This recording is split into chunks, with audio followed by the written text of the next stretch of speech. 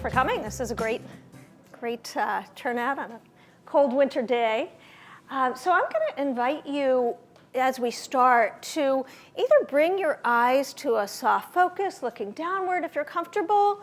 You can close your eyes if you like. You can just keep them open if that's preferable. We're just going to arrive into the room together for 2 or 3 minutes here. So taking a moment to feel your body seated on the chair and connecting in with the feeling of the sensation of your feet on the ground. And taking a moment to imagine that you could put aside anything that may have occurred in your day earlier that you needed to do to get here, and anything that you might need to do after you leave here. Imagine that you could just set that aside at the door to fully arrive into the room and to just sense being present in your own body. You might notice the sensation of breath coming in and out. And I invite you to think about what it was that piqued your interest about coming to this talk, this workshop today.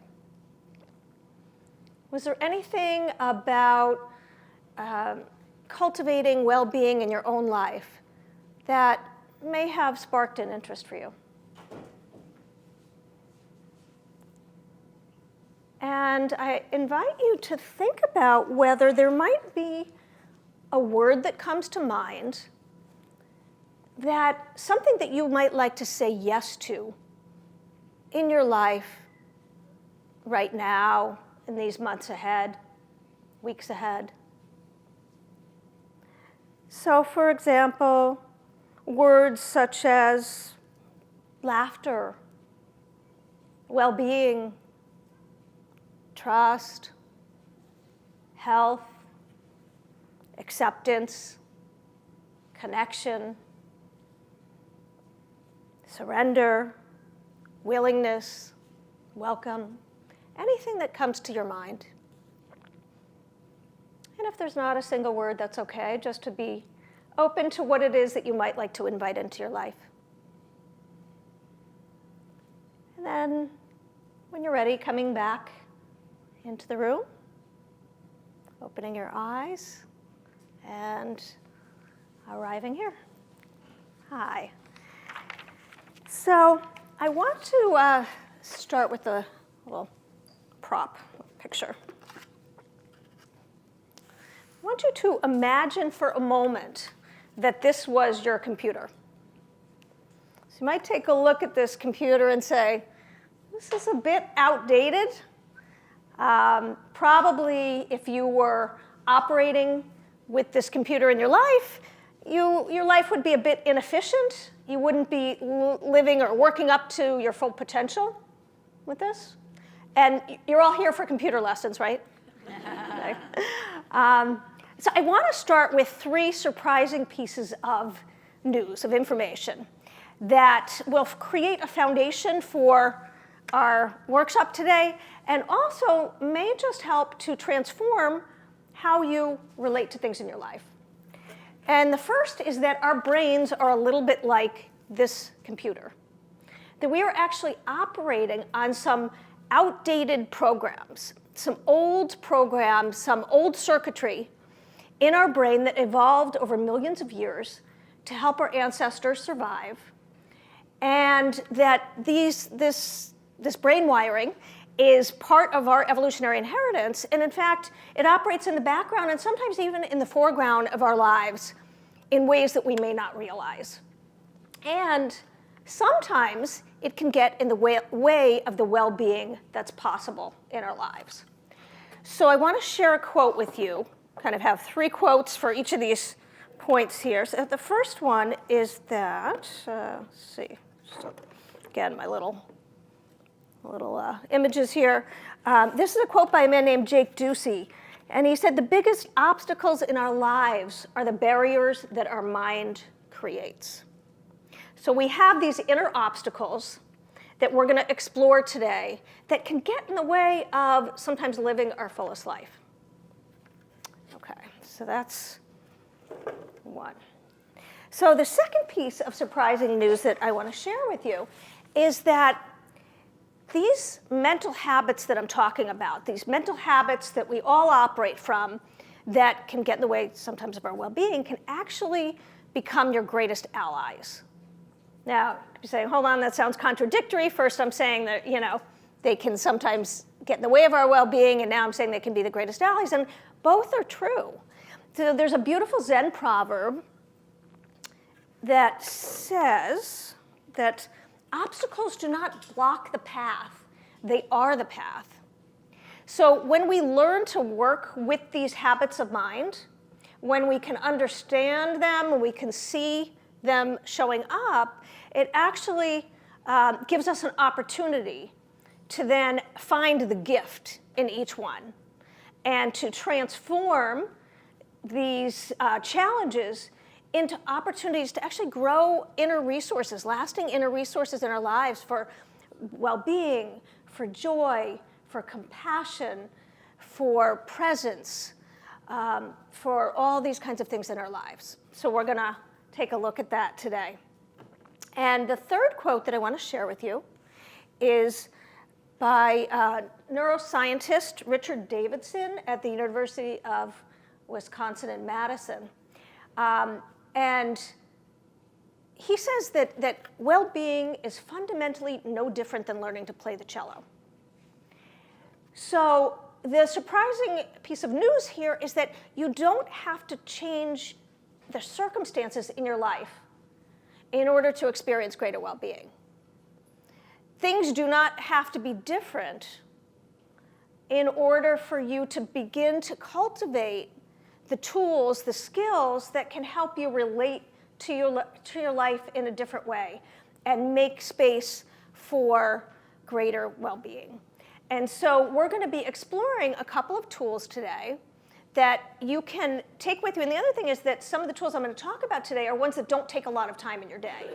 So ones that you'll be able to carry out of here and begin to practice. And like any skill, the more you practice, the more we really rewire our brains and begin to experience things differently. So we will be exploring 3 different tools today. But what I'd like to do to start with is to introduce you to some of these mental habits. I'm going to speak about 4 of them. There's 5 that I write about in my book, but we'll cover 4 today. And then we're going to, after that, look at some of the tools for how do we work with these mental habits. So I happen to bring these mental habits with me. I tend to be kind of a visual person here. So the first one is that we have a false alarm.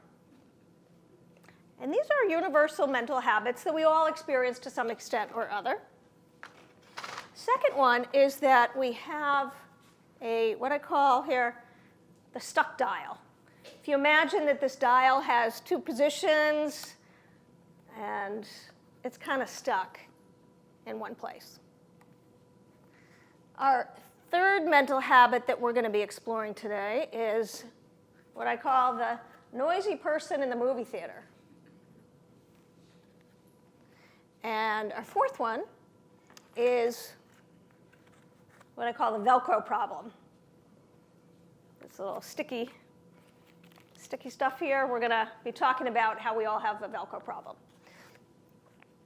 Okay, so you're probably very curious or confused right now as to what I'm talking about. So we'll take a deeper dive into each of these and see how each of these might show up in your own life in some way.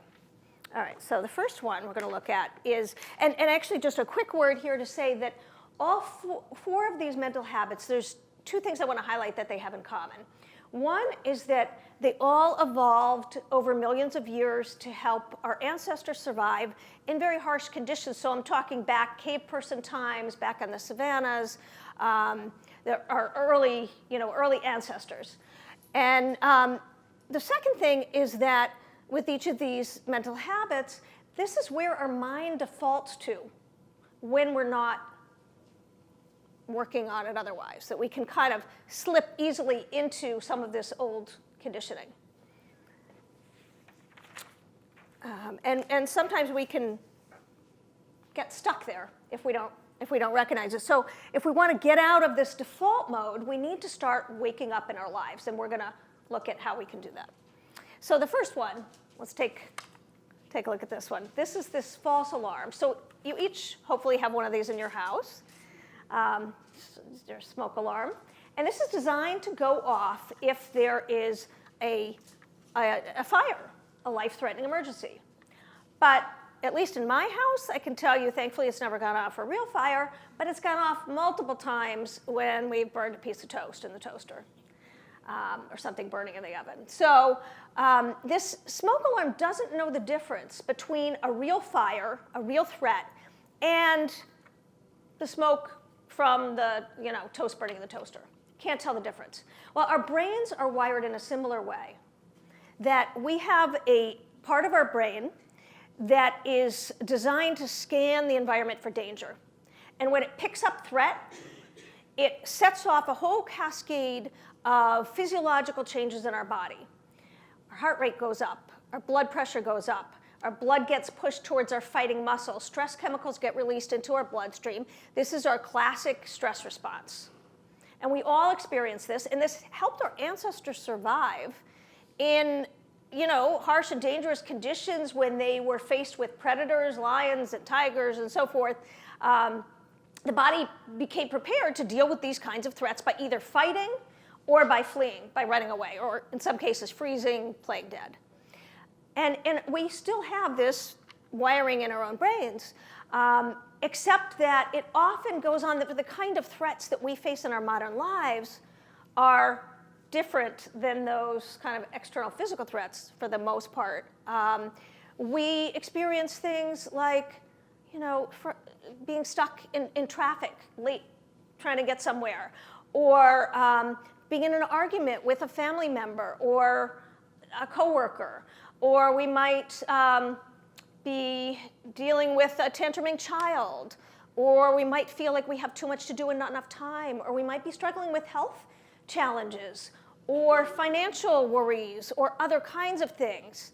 And so I call it a false alarm, not because those things are not really significant challenges or could be in our lives, but because our habitual response, our habitual stress response is often not always the one that is most helpful for helping us solve the problem at hand. And so I want to emphasize that stress itself it's not a bad thing. It can be helpful. It actually, in the short term, can energize us. It can mobilize us. It can help us perform at our peak. But it's how we relate to stress, the way that our mindset around stress, that can really make a difference in terms of how we respond to what's going on. So if we're not so attentive, stress can hijack us. It can kind of shut down, I don't know if this has happened to you, but it certainly happened to me. Shut down this higher thinking part of our brain, and it's harder for us to really see clearly, to see a big picture, to see what's really needed in the moment. So the idea here is not to learn how to be stress-free, because I think that's probably an impossibility, but to learn how to be stress-smart. How do we begin to pay attention to this stress signal in a way that can help guide us, listening to our own wisdom about what might be most needed in the moment, and not going into our habitual response of maybe flying off the handle or ignoring the stress signal altogether, whatever, in ways that the chronic stress can build and we can create wear and tear for us. So just a couple of quick personal examples in my own life with the ways that this false alarm shows up for me. One is that I am wired very type A. The first book I wrote, The Transformative Power of 10 Minutes, a Guide to Reducing Stress and Cultivating Well-Being, came out of all of my experiences of kind of considering myself an expert at stress, because I'm really good at feeling it myself. So I can go through the day, if I'm not paying attention, kind of in this heightened state of stress, feeling like I got to get so much done, I have to be accomplishing something all the time, as if I slow down for a minute, that something isn't okay. So that's one of the ways that my false alarm could show up for me if I'm not working with it. And I'll give you just one other example that we'll come back to, but a particular day, so a number of years ago now, I was bringing my daughter to a doctor's appointment about an hour away from our house. And I had all these things to do that morning. I was trying to return work emails, check my regular emails, make work phone calls, Xerox a stack of medical records this high, was worried about hitting traffic, hadn't eaten anything. And so I started, going through and just like, oh my God, I'm trying to get all this done into a really small space. And I could feel, just this stress building, kind of this habitual way that I can go through the day if I'm not paying attention. So what I want to do right now is just to pause for a moment and have each of you reflect on how this false alarm might show up in your own life. In what ways does stress show up? And I'm going to ask you a couple of questions just to think about, and that you may, again, just take a moment to write down anything that might be meaningful or helpful for you. So what are some of the habitual ways that you react to stress? You might even reflect on some of the triggers. We all tend to have certain kinds of things that trigger us to go into that stress response. So what are some of those perceived threats in your life? And how do you habitually react when you experience stress? For some people, they tend to ignore the alarm. They just keep pushing through, plowing through, and then sometimes it can kind of catch up with us and we become exhausted or become depleted. Other people may have more of a response of sort of flying off the handle when something goes on. They may tend to, explode. Other people may try to stuff it away, push it away, but then maybe, sometimes stress has a way of finding its way out if we're not paying attention to what's needed. So just thinking about some of the ways that how stress impacts your life, how you react when some of these triggers occur, and importantly, do you have a way to reset when you experience a stressor? Because we all have daily stressors and challenges in our lives, and some of them are minor things, and some of them are much bigger things. But do you have a way to reset? And we're going to come back to this a little bit more.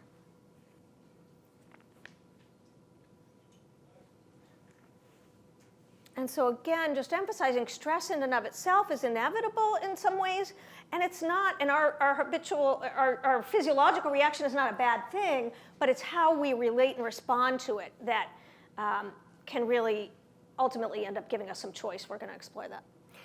So I want to mention our second mental habit. So this one is what I call the stuck dial. So you have to use your imagination here and know that I'm really simplifying the brain science a little bit, but just to kind of get a point across. But if you were to imagine that there's two settings of our brain. One is when we are, fully present, awake, alert, alive in our lives. And the other setting where we're in this mind-wandering mode, where we're caught in our head, we're caught in our thoughts, we're thinking about the past, we're thinking about the future, we're caught up in self-ruminations. There's clearly thinking about the past, thinking about the future sometimes can help us plan in important ways. We need to do that. But there's a lot of times in our day where we're just caught in our heads. We're stuck in our own thoughts. And that's the kind of mental distraction that I'm referring to here with this stuck dial.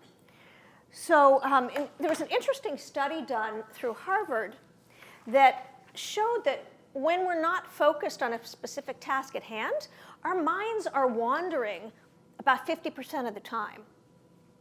And there may have been some survival value for this kind of mental rumination, this kind of mental distraction, and this mind wandering that, thinking about the past in order to plan for the future was really important for our ancestors, still is for us today as well.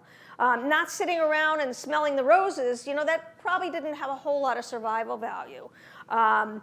And spending downtime trying to solve problems before they've even happened for our ancestors, and playing out worst case scenarios. The mind is, at least my mind is really good at doing that.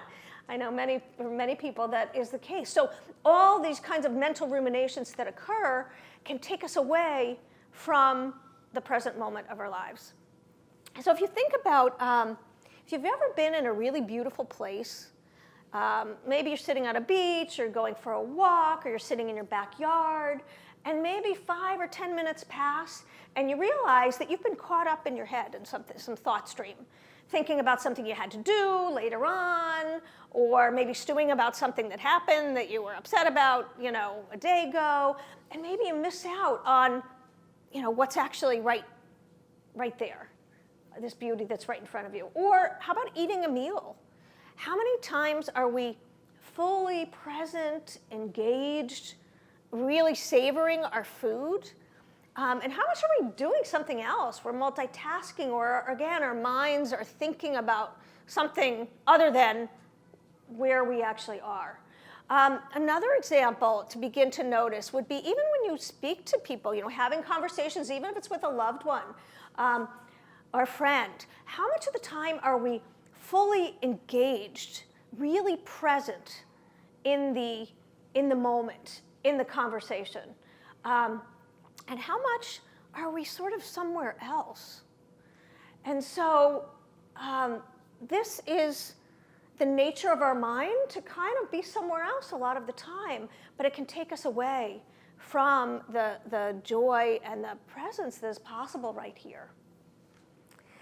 So a quick personal example, I was having dinner. I'm fortunate to have a group of friends. The 5 of us meet together. We've been meeting together for about 20 years over the years for dinner. And so I was at a particular dinner and having a lovely time, and all of a sudden somebody brought up that they were traveling. And all of a sudden it was a time when I had 2 or 3 trips planned in a short period of time. And my mind started going off into this whole rumination. Oh my God, I've got to be traveling over these next 3 or 4 weeks. How am I gonna, I've got all this stuff to do. I don't know how I'm gonna get it all done. I don't like to fly. I'm really not big on turbulence. So geez, I hope I don't have one of those rocky flights like I had last time. So my mind's going off in this whole tangent, and there I am missing out on what's happening right in front of me, just enjoying this great dinner with my friends. So an example of what I mean by the stuck dial. So I invite you to take a moment again to reflect, and a couple of questions here to think about. But in what way does your dial get stuck? Do you notice when you're present and not present? A lot of these are automatic mental habits, so a lot of them we don't even really pay attention to. We're on automatic pilot throughout a lot of our lives. When do you feel most present? Can you think of a time when maybe you felt really alive and awake and present, whether maybe it was a moment in nature, maybe it was playing with a child, maybe it was doing something that you love, and just really recalling, what does that feel like in your body to be fully present and engaged? And what does that feel like to sort of not fully be here, to be lost in thought? And how many moments of our lives do we possibly miss when we're not fully engaged and present? I'm going to do a very quick experiment with you in a moment here. Just give you a chance to play a little bit more with the stuck dial. So I'm going to invite you for the next minute, and I will time this here, so it'll be a true minute, to simply, if you're comfortable, to close your eyes or to bring them to a soft focus. And I am going to be silent for a minute. And what I want you to do is to simply notice where your mind goes. So nothing, no other special instructions, no right, no wrong, but just simply notice what happens in the silence. Okay, you ready? Set, go.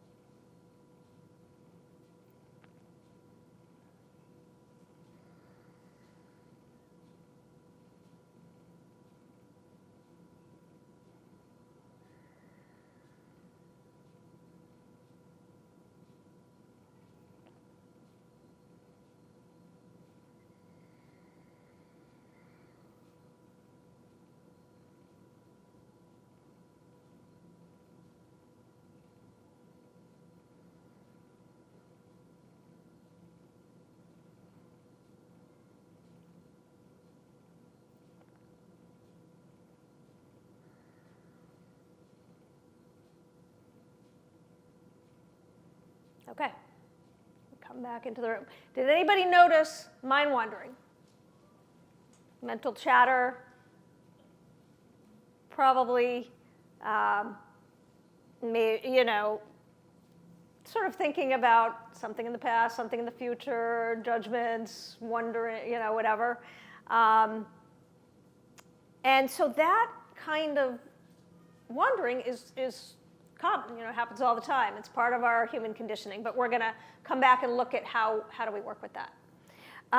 So I want to go on to the next mental habit here. And that one is this noisy person at the movie theater. Okay, so imagine for a moment that you just sat down in the movie theater to enjoy your movie. And all of a sudden this noisy person comes and plops himself right next to you and starts giving you a running commentary of the entire movie. Oh my God, did you see that? Oh, that's going to be a disaster. Can you believe she said that? Why was that stupid? Oh God, I can see where this is going, and this is not going to end well. So here you are just trying to enjoy your movie, and you've got this person next to you giving this running commentary of everything that's going to happen, and probably not going to go well. So you may or may not have noticed, but that we all have this kind of inner dialogue going on in our own mind, this often inner critic. But that when we begin to really pay attention to our thoughts and start to see what we're saying to ourselves all day long, a lot of times our thoughts can be negative, they can be distorted, they can be inaccurate, they can be catastrophic, exaggerated, not always true. And some of this inner dialogue, may have had some evolutionary value. So especially some of this inner critic, to never be quite satisfied with the present situation, to constantly be focusing on something wrong, something that needs to be improved, scanning for danger and not wanting to mess up or criticizing or when something goes wrong. Some of that may have helped our ancestors survive, but we tend to do that a lot in our lives, often without even realizing it. So we'll have a situation and we attach a story to it. We make an interpretation about that, and often the glasses that we're looking through when we interpret something are not always so true. Again, that self-critical voice or that distorted kinds of narrative can show up. And here's the thing. When we take our thoughts as facts, it can create a lot of suffering for us.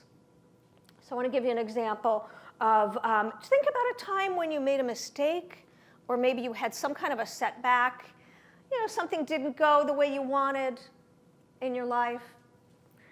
And just be curious about, what did that voice sound like in your own head? Now, I'm just going to share some things that may not be true for you, but for many people, when we deal with that kind of a challenge or a setback or something of that nature, it might sound like, I'm such an idiot, or I'm so stupid. How could I have done that? What's wrong with me?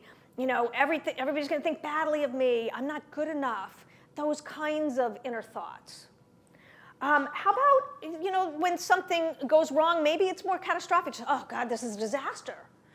Or thinking about the day ahead, and maybe there's a bunch of things you need to do, and saying to yourself, oh, God, this is going to be a nightmare today. So we can project, just listening to the words, the language that we use.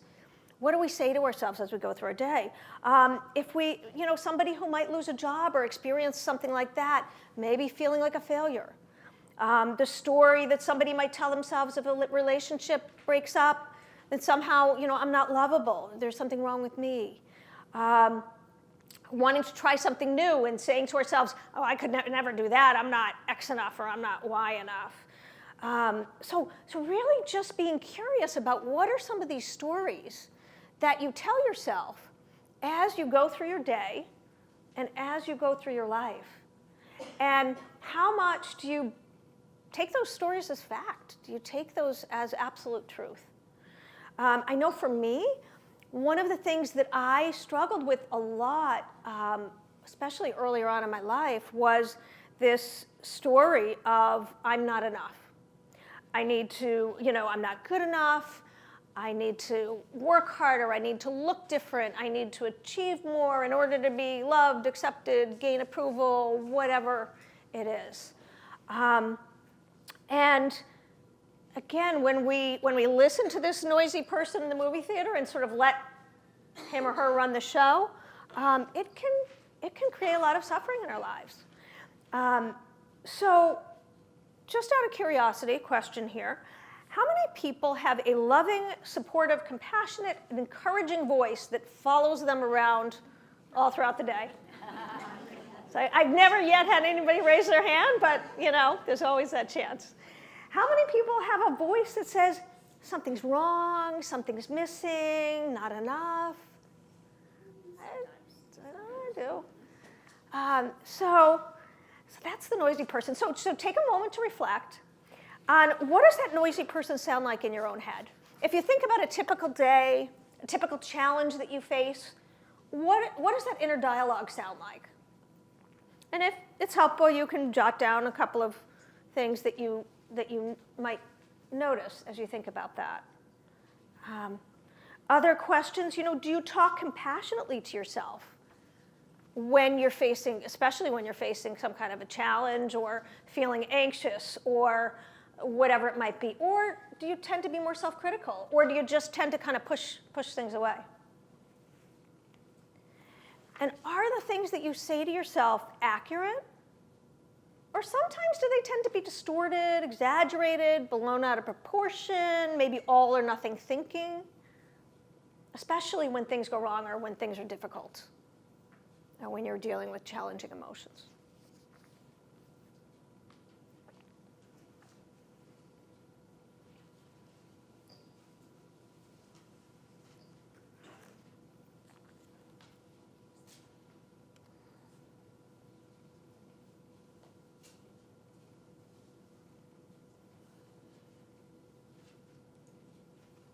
And we're going to come back to all of these, so we're going to get to work with them a little bit. So the last mental habit I want to talk about is the Velcro problem. So as neuroscientist Rick Hansen says, and I love this expression, he said, our brains are like Velcro for the negative experiences and Teflon for the positive experiences. The negative things stick right to us, and the positive things tend to kind of slip away. And that probably had some evolutionary value for our ancestors, that, to be able to fast track negative experiences into our memory was a really good thing back in cave person times, back in the savannas. As Rick Hansen says, something I'm paraphrasing here, but it was really a lot more important for our ancestors to remember what tigers were lurking, where that tall grass was that they were lurking behind, rather than to remember where those carrots were. Because, if you missed a carrot today, there's always tomorrow to get another carrot. But if you forget where that tiger is hiding, no more carrots forever. So we're really good at holding on to negative things in our life. And we often miss these little positive moments that are unfolding, each and every day. So a little story I want to share with you, just to illustrate this. So this is a story that I heard told by Daniel Goleman, who is a renowned psychologist, and he was telling the story about Larry David, it was written in a blog he wrote years ago, but Larry David, you may know, is the creator of Seinfeld and Curb Your Enthusiasm. And so according to the story, Larry David was at a Yankee game one evening. And during the game, the camera was kind of scanning the crowd, and they found him in the crowd, and they projected his image up on the big Jumbotron screen. And all of the fans got up and cheered, clapped and all that for Larry. At the end of the game, as he was leaving, he was walking back to his car or whatnot, somebody rolled down their window and yelled out, "Hey, Larry, you suck." And according to the story, that was all that Larry could think about for the rest of the night. Why did this person say this to me? Why didn't this fan like me? What's wrong? It was as if those 50,000 fans didn't even matter. Right? And so that's our Velcro problem. It's really easy to focus on the negatives and miss out on the positives. So taking a moment again to kind of reflect in your own life, how does negativity show up for you? How are there ways that you maybe get stuck in focusing more on the negatives and missing the positives? Whether, even appreciating your own strengths, appreciating the small positive things that you do each day. If there was maybe one bad or difficult thing that happened during the day and 10 positive things, which one do you think you would magnify? Which one might you think about more or repeatedly or in the middle of the night? If someone told you 10 things that they love and appreciate about you and one thing that they think, you could really work on to improve, which one do you think you would be holding on to? So just thinking, writing down, and anything that might be helpful for you to just notice how this Velcro problem might appear in your life.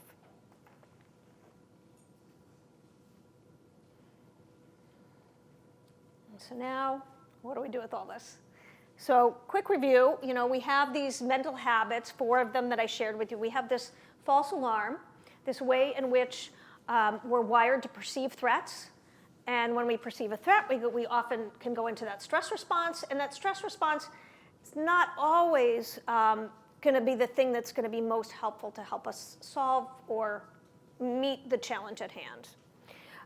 We have our stuck dial, so that we can get stuck in a kind of mental distraction, mind-wandering mode and miss being right here, right now, in the present moment. We have this noisy person at the movie theater that can often, turn into this inner dialogue in our head, these stories that we tell ourselves that are not so accurate or true and can create additional suffering for us in our lives. And then we have this Velcro problem where we tend to get stuck in the negatives. All right, so what I'd like to do is to now kind of shift into some tools, sharing 3 tools with you for how do we work with these. And what I would just want to mention here is that just like we have some of this old evolutionary wiring, we also have newer parts of our brain, more evolved parts of our brain, more recently evolved, I should say, parts of our brain, where we're wired to thrive.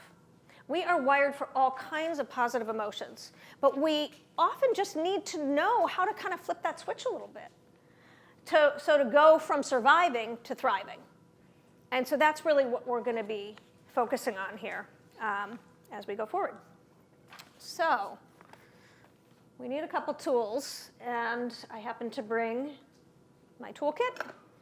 Again, I tend to be very visual, concrete. So I'm going to share the first tool with you. Okay, and this tool is what I refer to as the flashlight. So why do we need a flashlight? We need a flashlight because we can't change what we don't see. So these mental habits, like remember I said, they happen by default, that our brain kind of can automatically go to these places. We're an automatic pilot a lot of the time. We're operating from some of this old conditioning. And if we don't see what's there, if we're not noticing these mental habits, then they're just happening. Then we're just kind of caught in them. But if somebody suddenly hands us a flashlight and we're able to begin to recognize what's going on, we can relate very differently to those mental habits. I'm going to give you some examples in a moment. But it's a little bit like not that I've done this, but disengaging from autopilot of a plane, right? You're on autopilot, you're just sort of going, whatever, automatically in one direction. If you disengage from autopilot, suddenly you're back in control. You can go in any direction you want. You have more choice. And so the flashlight really gives more choice about how you go through your day. So let's go back to this cello for a minute. I want you to imagine that you've been playing cello your whole life and that you've gotten into a little bit of a habit of holding the bow in a particular way that is okay. The music sounds fine, but maybe it's not really as clear and crisp, as beautiful as it could be. But it's a habit, and so you just sit down, and that's kind of what you do every day. Well, suddenly somebody, metaphorically, right, shines a flashlight of awareness here on your playing and points out, if you just kind of tweak the bow a little bit here, a little bit there, you can actually get out some more beautiful notes. And so the next time you sit down to play the cello, you go back right into your old habit, because it's a habit, right? But then you remember the flashlight. Wait, I remember that I actually have a choice about how I hold the bow, and I can kind of change positions a little bit and see what happens, and suddenly, that sounded nice. And then the next time you go play, maybe you go back into your old habit again, but then you remember the flashlight, and I can kind of make a few changes, and over time, little by little, you begin to take this choice and create, really rewiring your brain. Right? You're creating a different pathway, and the music may become more beautiful. So that's the metaphor that we're working with. What am I really talking about? The flashlight is really a metaphor for awareness, or mindful awareness, or mindfulness.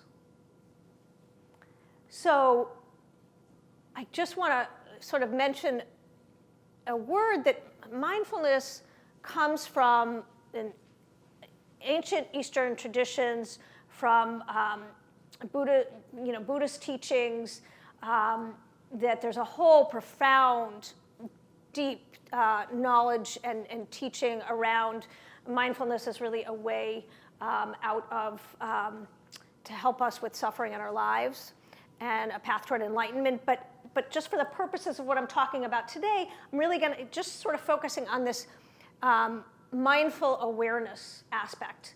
So this John Kabat-Zinn, who is professor emeritus at UMass in Worcester, he really brought this concept of mindfulness to the Western world.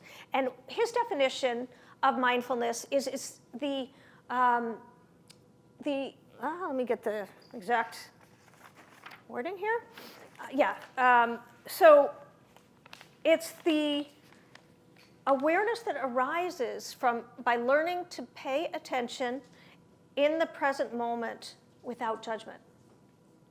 So paying attention to what's happening and not judging ourselves. So if we notice that, oh gosh, there's that noisy person in my head, it's not about beating ourselves up or saying, oh gosh, what's wrong with me? No, it's about noticing with compassion. It's bringing compassion to whatever we're experiencing, bringing some acceptance to whatever is showing up, some kindness, some gentleness, some curiosity, some openness. And from that place, we have a little bit more space. We can work with each of these mental habits. So for example, if we bring some mindful awareness to our false alarm, right, we may notice that I'm kind of going into this threat response. I can feel my stress response rising, and and recognize to kind of pause for a minute. Okay, there's no lions chasing me. This is not really a life-threatening emergency. And in that pause, there's a moment, there's a space in which we can choose how we want to show up. How do I want to respond to this alarm? So let me go back to that example when I was running around in a frenzy trying to get my daughter to the doctor's appointment that day. And I was trying to fit all this in. It wasn't going to happen. And I was getting really, so thankfully I remembered in that moment to use my flashlight. I try to remember to use my tools. I don't always. But in that moment, the flashlight of awareness helped me to see, I got all this tension building up, my breath is becoming constricted, I'm getting all irritable, and I can see that I'm trying to fit too much in, and this is one of my usual patterns. And so that flashlight allowed me to kind of step back and to say, what's really needed here? How can I listen to the signal in a different way? And what was really needed was that I made the choice to go sit outside. It was a beautiful day, sit in the sun, and just eat my lunch for a few minutes. And that the emails would be okay, wouldn't be the end of the world if they didn't all get done. The doctor could Xerox some of the medical records. So all of these things that, I was sort of putting all this pressure on myself could sort of be put aside a little bit. And taking that moment helped me show up in a different way. When we put the flashlight of awareness, and when we bring mindful awareness to our wandering mind, to that stuck dial, guess what? Suddenly we've become unstuck. When we notice that our mind is wandering, we've come back into the present moment. We're showing up again in our lives. If you are going for a walk and you're caught in thought, and then oh gosh, there's that stuck dial, and come back, you can begin to engage, look around, take in the beauty of what's there. Or you're eating a meal and you're caught in distraction, and then it's that little invitation to kind of, can I savor my food, even if it's just for a minute before your mind goes off again. When I was having dinner with my friends that night, and I started going off about my traveling and worrying and how I was going to get everything done, once I was able to kind of shine that light of awareness and there's that stuck dial, well, suddenly it was an invitation to come back to what was happening, re-engage with my friends, be present for this dinner that was going on. When we shine the light of awareness on this noisy person at the movie theater and recognize that's just that inner critic, or that's just that noisy voice in my head that's maybe, trying to protect me in some way, in a misguided kind of a way. That's an old voice. I don't need to take that voice so seriously. I can just kind of recognize it's there, but maybe with a little bit of kindness, but loosen the grip a little bit. Suddenly we have a little more choice about how we relate to those things that we're saying to ourselves. And when we shine the light of awareness on our Velcro problem, when we notice we're stuck in negativity, there's a little more space. Suddenly, there's an invitation to say, what else do I want to notice in my day that might also be here that I could bring my attention to? All right, so I want to give you some experiential opportunities here. So to see what I'm talking about by this idea of mindful awareness, or to give you a feeling of mindful awareness. So the first thing that we're going to do is to go back to a little bit of a breathing exercise for a minute. So the idea here is really getting a feeling for stepping out of automatic pilot and coming back into the present moment. So what we're going to do is to take about 2 minutes, and I'm going to guide you through a little bit with this one. But I'm going to have you just come back to sitting in some quiet and some silence. But what the instruction will be to follow your breath, to notice the breath as it comes in, and notice the breath as it goes out. The breath is one of the sort of foundational focuses for many meditation practices. Why the breath? I think there are different reasons, but for one is our breath is always here. It's always available to us. And our breath is always in this moment. It's just this breath in this moment. It brings us back to the present. It disconnects us from these mental habits, and we're back in our bodies. We're back right here, right now. So the instruction is going to be to follow your breath. Simply notice your breath as it comes in, and to notice your breath as it goes out. Now, you will probably observe after a short bit of time that your mind's going to start to wander, which is what our minds do. Nothing wrong with that. That's just part of human nature.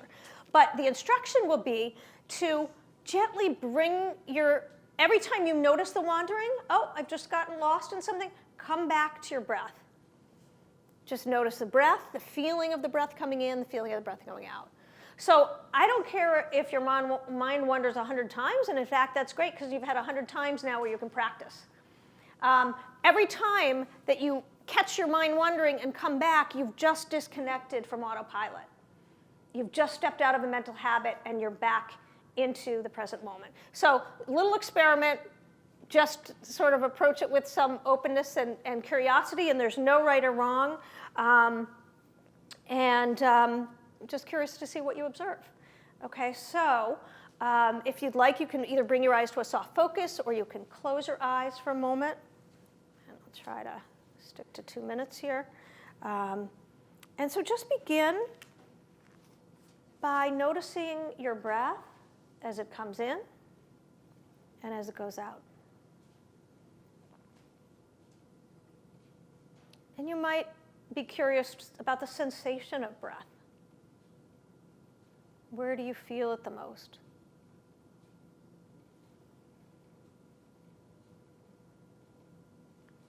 And to see if you can just gently bring your mind back again and again to this sensation of breath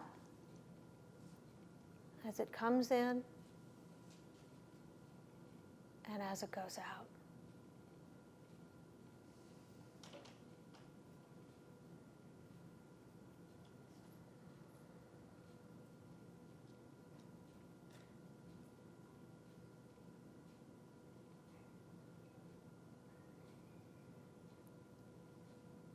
If you notice the mind wandering, gently invite it back to the breath.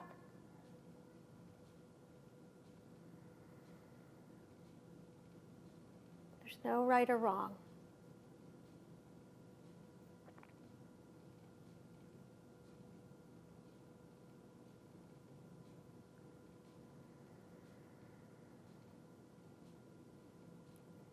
Feeling the sensation of this breath in this moment, in this body, right here.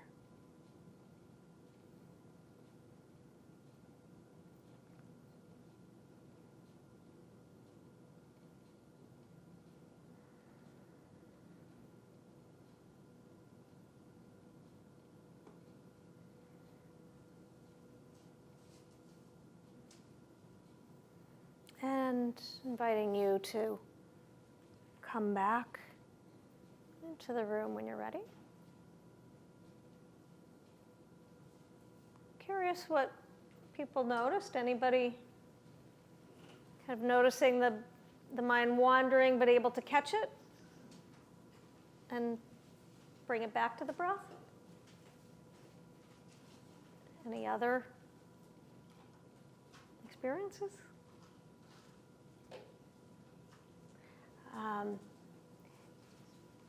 Were people, did anybody notice judgments come up around, I'm kind of, my mind's wandering. That's a common one sometimes. Or I'm not doing this right. Or, sort of, what this isn't working. The good news is there's nothing, supposed to work or not work. It's all about noticing. It's just about cultivating this muscle of mindful awareness. And we can do it when we're meditating, even just taking a few minutes, but then how do we bring it into our lives as well? How do we carry this flashlight of awareness with us so that when we're in moments, when we're hitting challenges, we can remember to kind of look and see what's happening and have that little space that we can choose how we want to respond. So I want to give you another example. So this time, I'm going to say some phrases. And what I want you to do is to imagine a situation in which you might say something like this to yourself, and notice what happens in your body. It's just noticing any sensations that occur in your body. When I'm going to say these out loud, you say them to yourself in your head. There's going to be 3 phrases. And then we're going to shift a little bit. Okay. So, you ready for the first one? This is awful. Think about a time, situation, you might say that to yourself. This is awful. Next one. I'm so angry. Just really say that. Think about a situation that might occur. How does that feel in your body? What do you notice? I'm so angry. And the third one, I'm so anxious, or I'm so stressed. What happens in your body when you say that? Just kind of picture that for a moment. Okay, now I want to shift a little bit. We're going to kind of bring just a little bit of this mindful awareness to the same 3 phrases and situations. I'm going to add some words, and the words are, I notice that. So it's a noticing. I'm going to say these phrases again, and I want you to do the same thing. Picture the situation, and just really feel into your body. Notice what's happening in your body as I'm saying these things. Okay, you ready? I notice that I'm having the thought that this is awful. I notice that I'm having the thought that this is awful.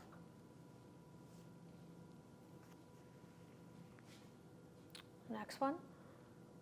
I notice that I'm feeling a lot of anger in my body in this moment.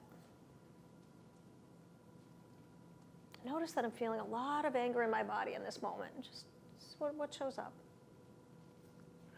I notice that I'm experiencing anxiety, or I notice that I'm experiencing stress in my body right now. And again, just tuning in what that feels like. So I'm really curious, did anybody sense a difference between the first round and the second round? Could you put any words around it? What was different? How did it feel different? The reaction was different. Yeah, so the reaction was different in any particular way that you noticed?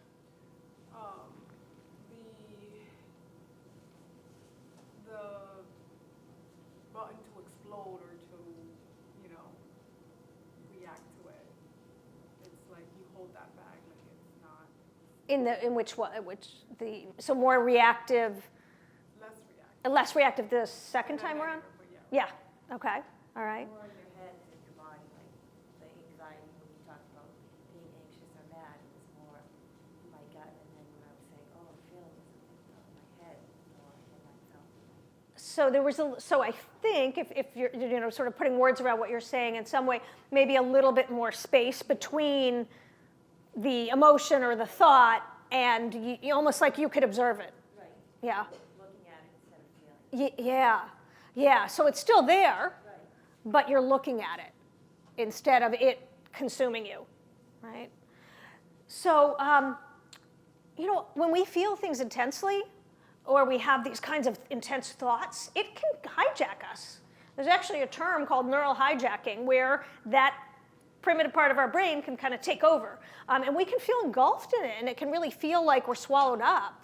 But when we notice what's happening, when we bring that flashlight of mindful awareness, it gives us just a little bit of space where it's still happening, but there's just a bit more distance where we can then be able to choose how we react, to be able to tap into our own inner wisdom and be able to kind of say what's needed here, or how might I maybe meet whatever's going on with a little bit more compassion.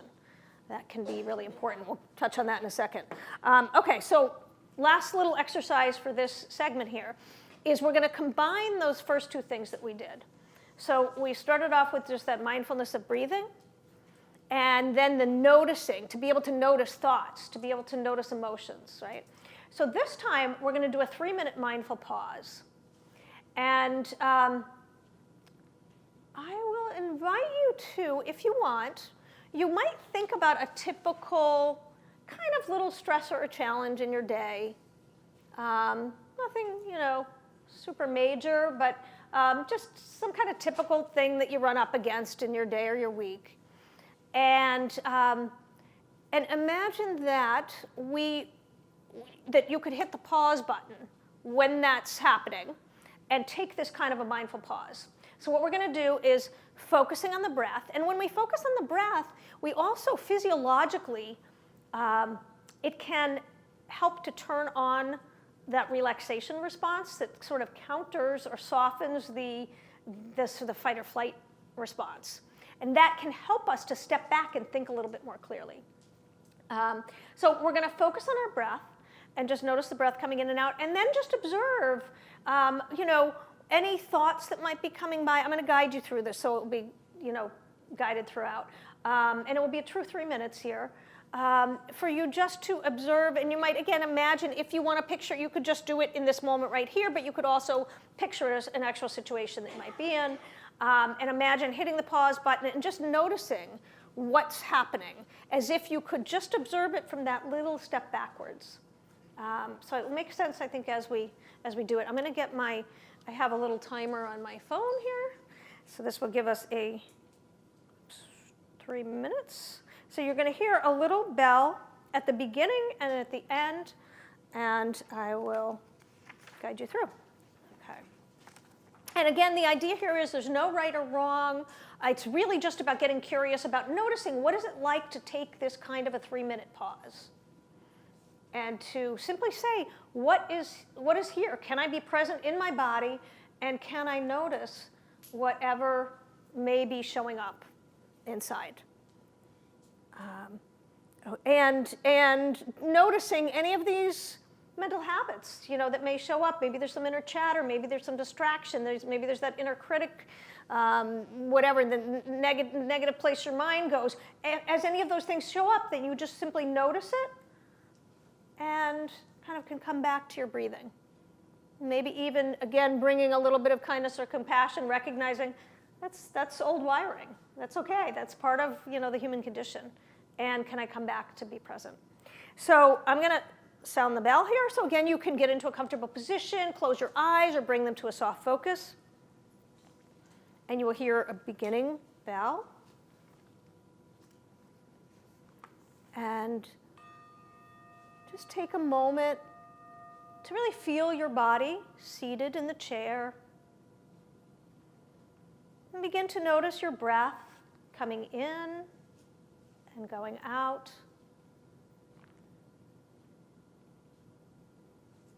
You might picture this breath as a kind of an anchor, a kind of a home base that you can return to again and again.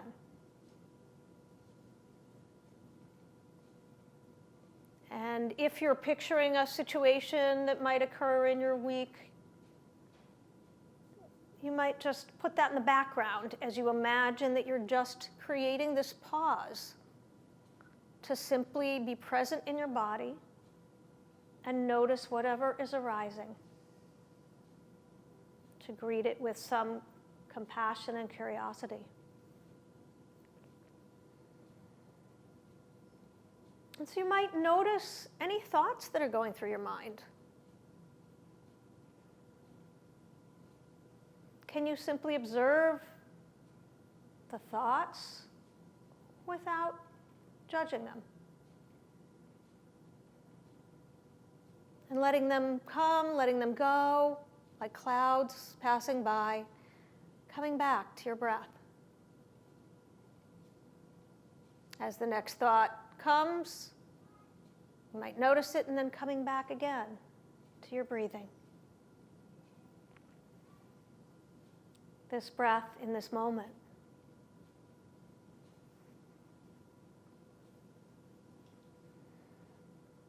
You might observe physical sensations in your body. Can you simply notice whatever is there?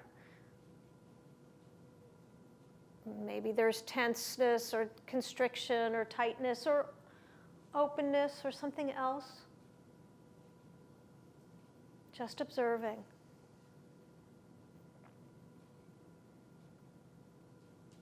Bringing some breath into your body.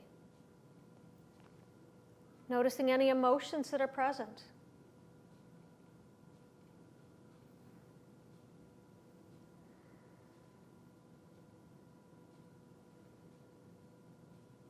Just simply naming anything that might show up.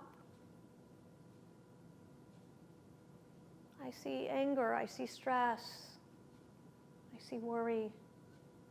And then coming back into your body, into your breath. Breathing in and breathing out. And you'll hear the bell again.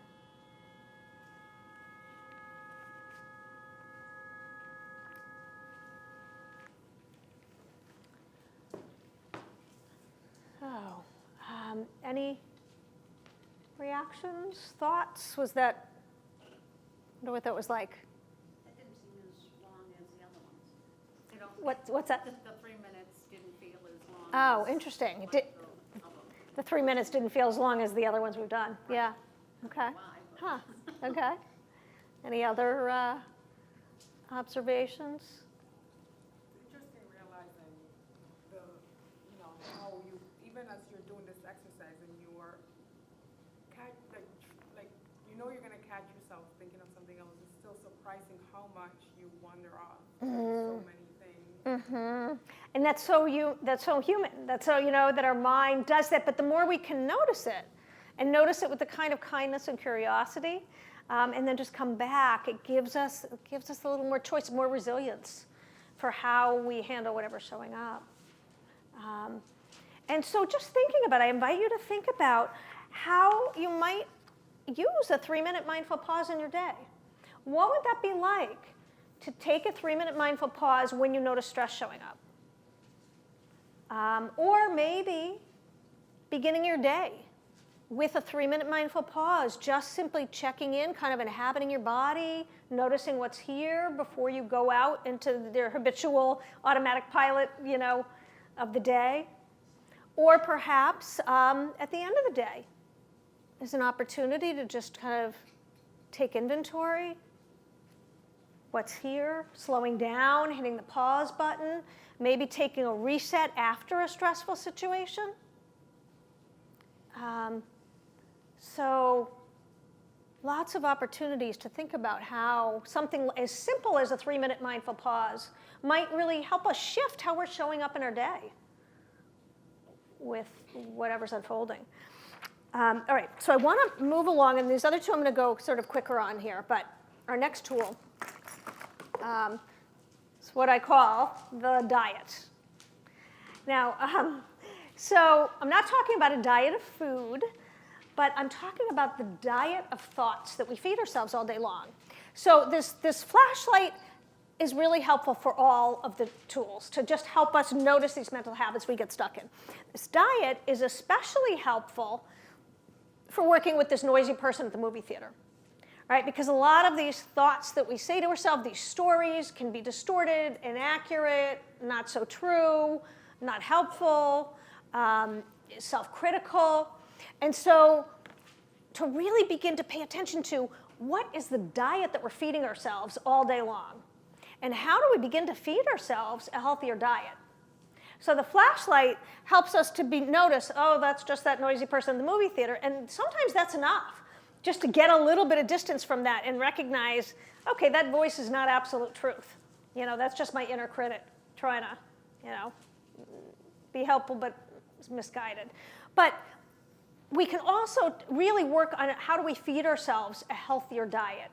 And the diet that I want to share with you is a diet of accurate, specific, and compassionate thoughts. So I'm sort of throwing a few things in there. I'm going to give you an example. What I want to preface this by saying is that I'm not talking about Pollyanna thinking. So I'm not, if you're in a challenging situation, you say, oh, everything's great, everything's wonderful, and ignoring whatever might be happening.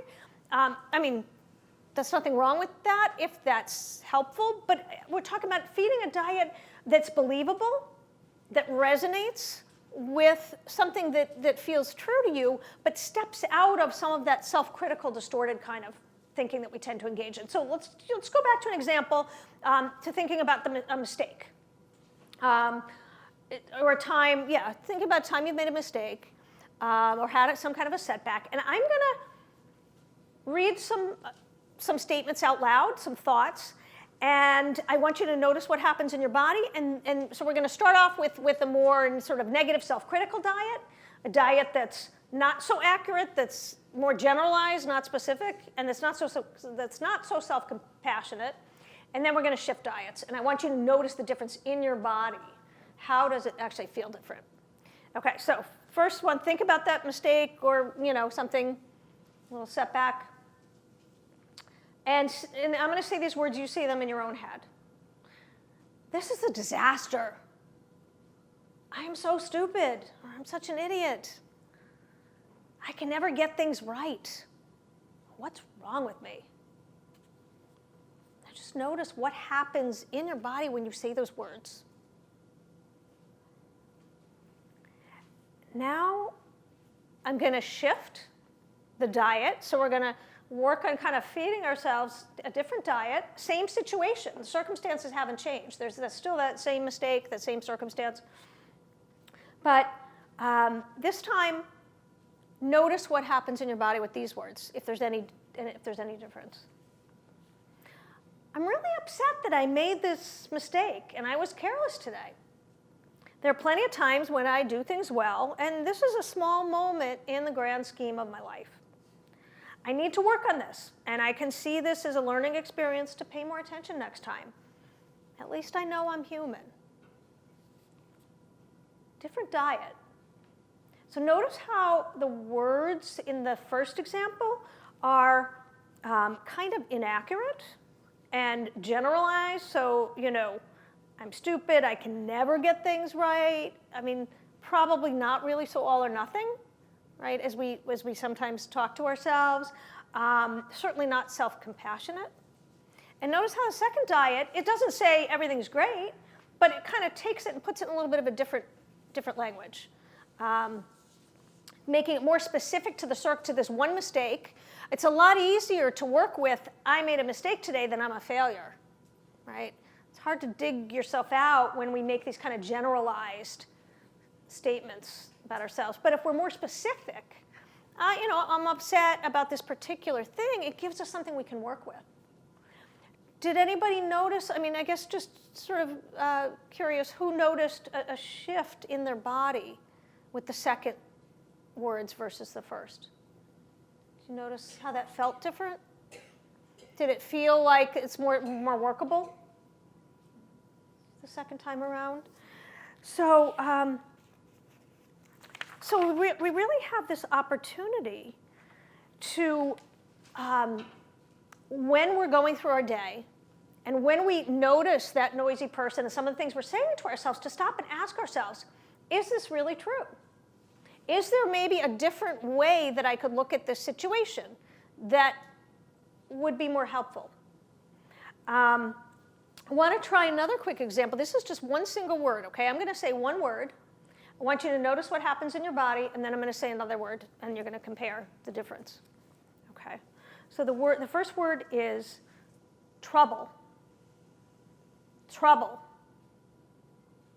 Trouble. Just notice what happens when you hear that word. And the second time around here, the second word is opportunity. Opportunity. Opportunity. Different feel? A little bit? Heavy and lightness, a balloon flying off. Yeah, so the first one feels heavier, second one lighter. Sometimes people can sort of feel more constricted around the first one, more open around the second one, sometimes less energy. Some of the things we say, so really thinking about if we go through our day saying these negative things to ourselves, it can constrict us. It can make us feel heavy. It can narrow our thinking. It can kind of reduce our energy. And sometimes just shifting one or two words can really change how we experience something, how we go forward. Just reflecting back on, I had invited you to think about one word at the beginning when we did that little opening meditation, a word that you wanted to bring maybe into your, new year ahead or whatever. And so I did that partly in connection with this, just to think about, what is a word that might inspire you, that might really, create an open feeling or energize you as you go forward. Whatever that might be, that may be a way to just, again, think about the power of the words, the language, the diet that we feed ourselves. So a couple questions for reflection. If you go back and look at what you wrote down for the noisy person at the movie theater, how you tend to talk to yourself, what you notice about your own inner dialogue, some questions to ask yourself, and as you go through your day, is this accurate? Is this true? Is this specific to the situation at hand? Does this take into account all of the information and all of the evidence that I have? Or maybe am I sort of just, exaggerating or being catastrophic or narrowing in on something without looking at the big picture? Is there a more helpful story that I can tell myself that might also be believable? And importantly, what might a friend say? Or how might, if this situation was happening to a friend, how might I speak to that friend? That can be a really helpful way to tap into that self-compassion, which often feels foreign to people. How do we talk compassionately to ourselves? How do we become that encouraging, compassionate voice as we go through the day? And so one way is to think about, what would I say to a good friend who was in this same situation? And to practice, to kind of play with just bringing that supportive voice into our own heads as we go through our day. Okay, so I want to get to our last tool real quick here. This is one of my favorites. Let's see if I can find it. Okay. We have a magnifying glass. So why do we need a magnifying glass? We already have a flashlight. The magnifying glass, it can be especially helpful for the Velcro problem.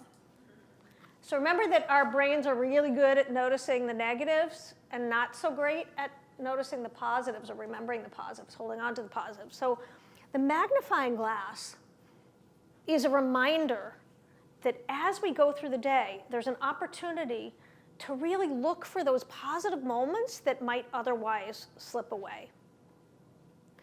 And just as a little demonstration here, let's take something, just looking for something in the room here that I can use. I don't know if it matters. All right, we'll just take this vent up here. So I want to direct your attention for a moment to that vent up on the ceiling. So just take a look at that for a second. And now, for all intents and purposes, right, if I didn't call your attention to that vent, you probably wouldn't have noticed it. Right? It probably would not have been part of your awareness or part of your, experience in your day here at all. And it probably wouldn't have been any great loss had I not called your attention to that vent. But how about if instead of that vent, it was the smile of a loved one as you were rushing out of the house in the morning? Or maybe it was a friendly, greeting from a coworker. Or maybe it was just a warm glance of the person helping check out your groceries. Or maybe it was the sunshine that's shining down as you're walking to your car. So we can miss these little moments if we're not paying attention, if we're not looking for what's there. And we can it's not always just even about noticing them, but really taking them in as a felt sense in our body to really feel that. We're going to experiment with that in a minute. I just want to share a quick story with you as an example of this magnifying glass. So many years ago, my grandmother, who has now passed on, but she lived to be about 98, I think. She never quite told anybody her actual age, but and she lived in an assisted living facility that was about 3.5 hours from my house. And I loved my Grandma May. She was just a spirited, funny, fun, loving person, really fun to be with. And so I wanted to try to spend as much time with her as I could. This is when my kids were really little, and I was just a lot of hectic things going on in my life. But I had set aside this particular day to go visit her, to drive down. I got up early, was going to go spend the day with her, was really excited about it, and then I was going to drive home later that night. So I got there was no traffic. I was really, excited to have the whole day. And I walk into her room, and the one thing I was absolutely not expecting to happen at all occurred, which is that she was fast asleep. So, okay, I hadn't really anticipated that, but I figured no big deal. I tried to kind of wake her up. Hi, Grandma, I'm here, just gently. She was like in a deep, solid sleep. So I didn't have anything to do. I didn't bring anything with me. It hadn't occurred to me. So I just sat down on the edge of her bed. I just figured I'd wait a few minutes and she'd wake up. Well, after a few minutes, my mind started going. First few minutes, I was okay. Then after that, I started, oh my God, I just drove 3.5 hours. I can't believe she's sleeping. What if she doesn't wake up for another couple of hours and I'm going to be sitting here and we would have wasted all this time and I'm not going to spend time with her and I'm going to miss out on, and my whole mind, all these, mental distractions and so forth started ramping up. I started getting stressed and not knowing what else to do because I didn't have anything with me.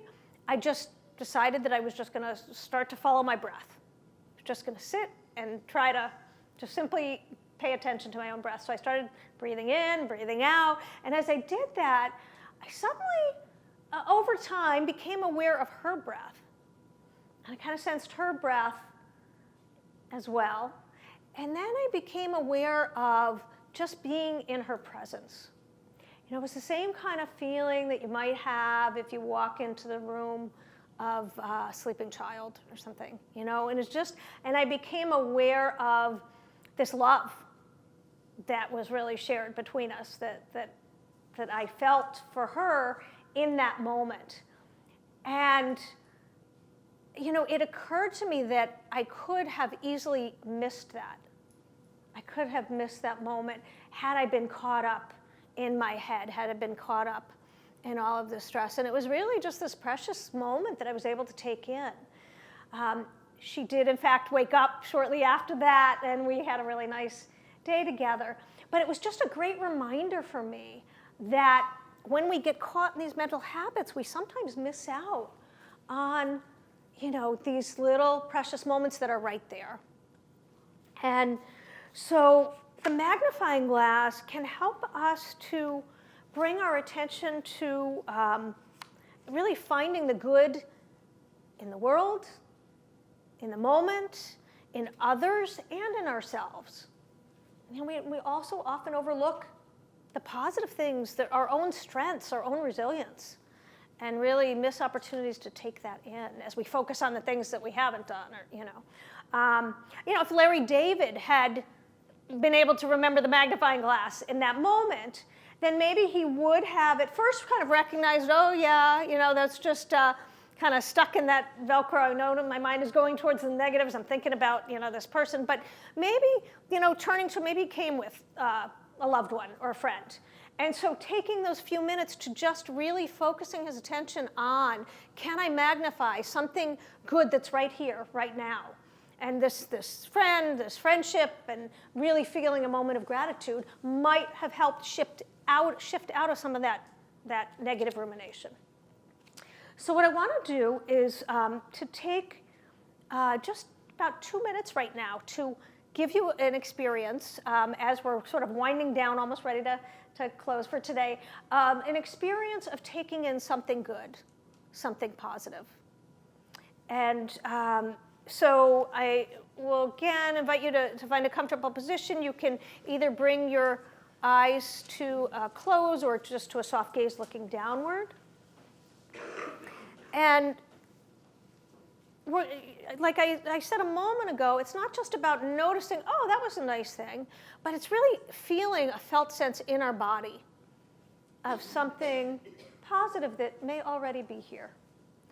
So as you sit, I invite you to think about something that you could call to mind right now that connects you in with some feeling of appreciation or gratitude for something within yourself or within your life. Could be as simple as just carving out this time for yourself to come here today, to be amongst this community. It could be, just sipping some warm tea this morning when you woke up, or a good cup of coffee. Might be reflecting on something that you feel proud of, that you did, something in your day or in your life, or a challenge that you faced and got through. Or maybe thinking about somebody that you love or care about. And as you call that to mind, see if you can really feel in your body, what does that feel like? To focus on that appreciation or that gratitude. To see if you might magnify that feeling as if it was perhaps a warm light that you could just take in to your body. Imagine it spreading from head to toe, filling you up. Maybe even surrounding yourself with that feeling of appreciation or gratitude for whatever you're focusing on. As if you could just breathe it in with every breath.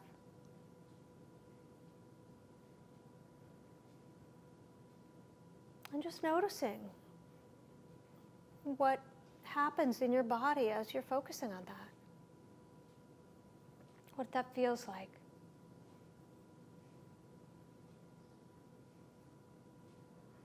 And taking a deeper, more intentional breath or two, coming on back into the room.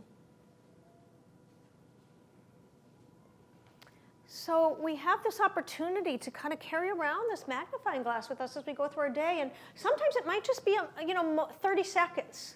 Or a minute when we're eating a meal, or when we're feeling the sunshine, or, I have to say, when I was walking in today, there was just a beautiful moment where I saw somebody standing outside. I'm not sure the relationship, maybe it was a father and child, where they were just embracing, that this man was hugging this child. And it was, what caught my eye was the way that it was clear this person was really present in that little moment. Maybe it was 20 seconds, but he was all there, really taking that in.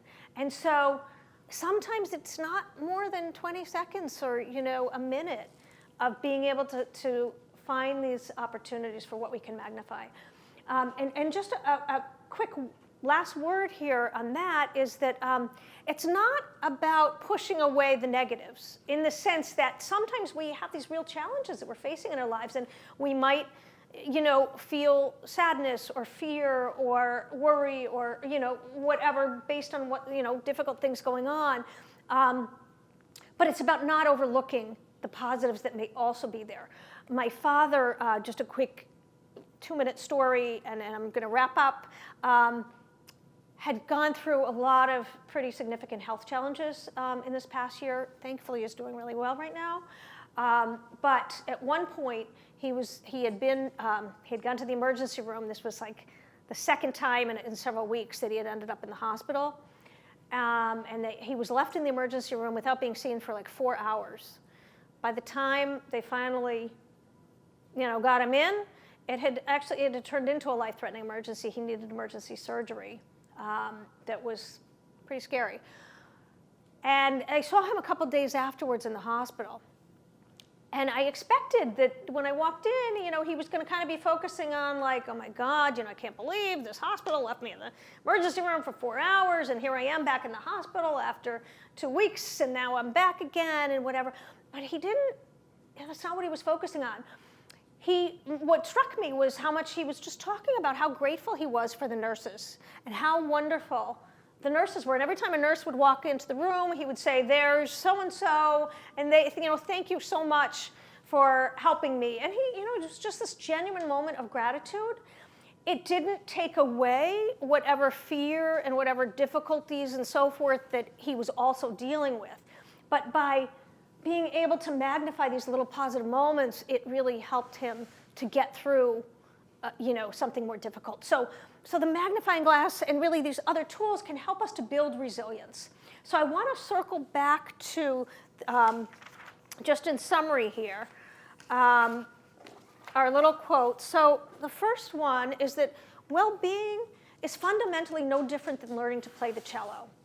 That we can practice, that there are tools that we can bring into our day, the ones I shared with you, the flashlight of mindful awareness, the diet of accurate, specific, and compassionate thoughts, the magnifying glass. And as we practice these, even for just a minute at a time, here and there, the more we practice, the more we can create moments of well-being in our lives. And these moments strung together can begin to create, even help to rewire our brains so that we experience our lives in a different way. So, the second quote here was that the biggest obstacles in our lives are the barriers our mind creates.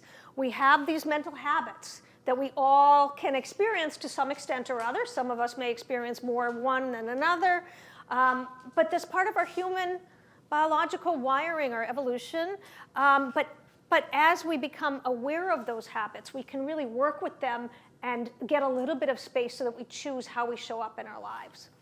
And the third quote, and this one is the one I really want to highlight, is that obstacles do not block the path, but they are the path.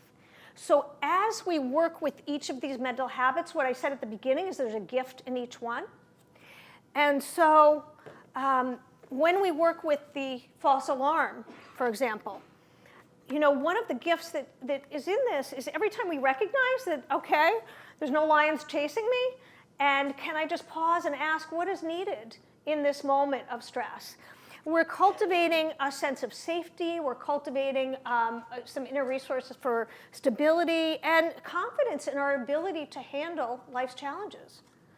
When we work with the stuck dial, we are cultivating this resource of presence in our lives to just show up and be alive, awake in these little moments of our life.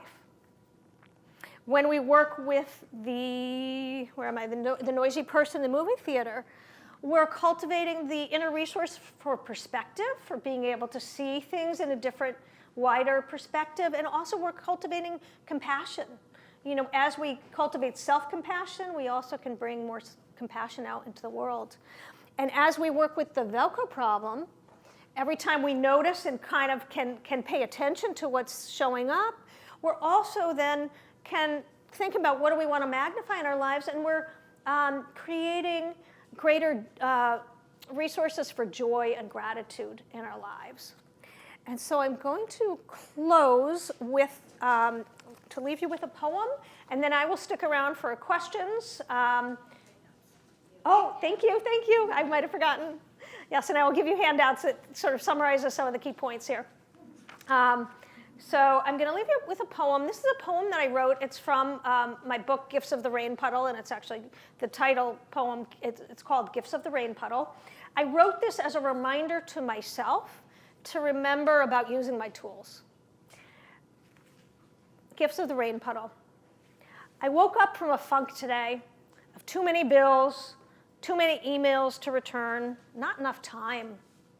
From that irritability that creeps in insidiously like a dark shadow, ready to swallow us all if we let it in. I woke up to discover that I had inherited a small fortune. Actually, If truth be told, would you believe that I forgot that it was there all along?